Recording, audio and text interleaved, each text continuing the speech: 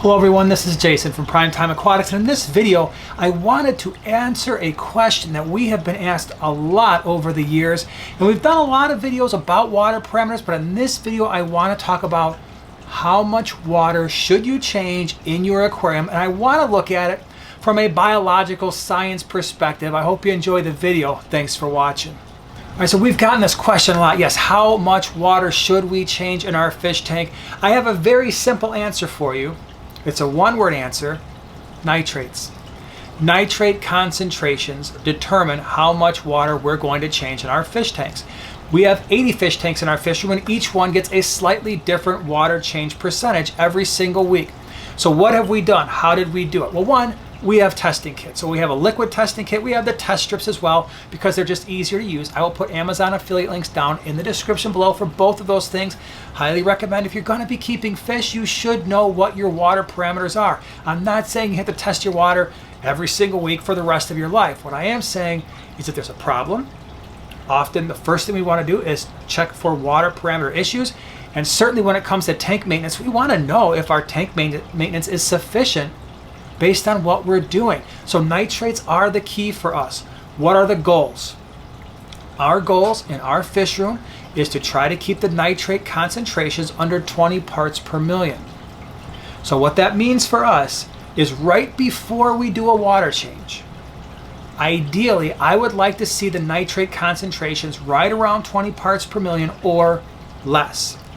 If the nitrate concentrations are higher, 30, 40, 60, 80 parts per million, what I've learned from that is I didn't do enough water changes over the course of the week, or maybe I missed a week, or maybe I'm only doing it once a month, but whatever the schedule is, it is not sufficient to keep water parameters at their optimal level, something we talk more about in the nitrate video. Now, I know some of you are going to say, well, nitrates can be much higher and they're not necessarily toxic.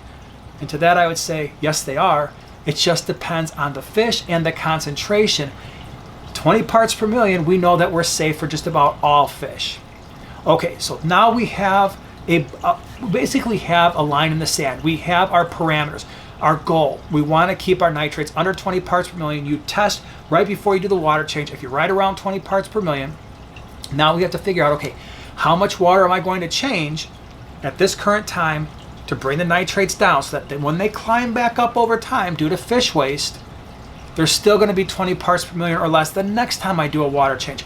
This is going to take you a little bit of time to dial in, and it's going to take some water testing. But once you dial it in, you're going to get a really good idea of what your tank requires, and it's not going to be something you have to do week after week after week for the rest of your tank's life. And in fact, you can begin to start using the same types of parameters, the same stocking levels, if you've got your tanks planted, and you can transfer that information to other tanks. We don't test every single tank. We've gained experience over time that tells us a certain stocking level with a certain number of plants is probably going to get us a certain amount of nitrate over the course of a week. It comes with experience, but if you don't have that experience, the only way you can supplement that is to test your water. So for instance, we look at our Mbuna tank. This is a 75-gallon tank. It's got no plants. These Mbuna cichlids love to eat. The tank is overstocked to keep the Mbuna from being too aggressive with one another.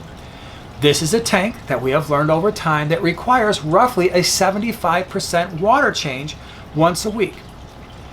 Now, could we break that up into 3 25% water changes over the course of the week? Absolutely. And in fact, I'm of the strong opinion that smaller, more frequent water changes are better for your fish than very large individual water changes. So if I do the 75% once a week, that's going to stress out the fish a little bit more than doing 25% 3 times a week.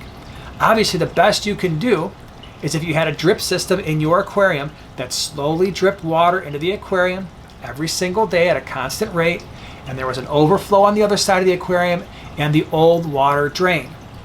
Most people don't have that, so we do our water changes. Most people don't have the time to do water changes every single day or 3 times a week, and once a week is a good compromise. And so that's generally what we do on our fish. So that's the Mbuna tank. Now, let's take a look at the 50-gallon lowboy, the Molly tank.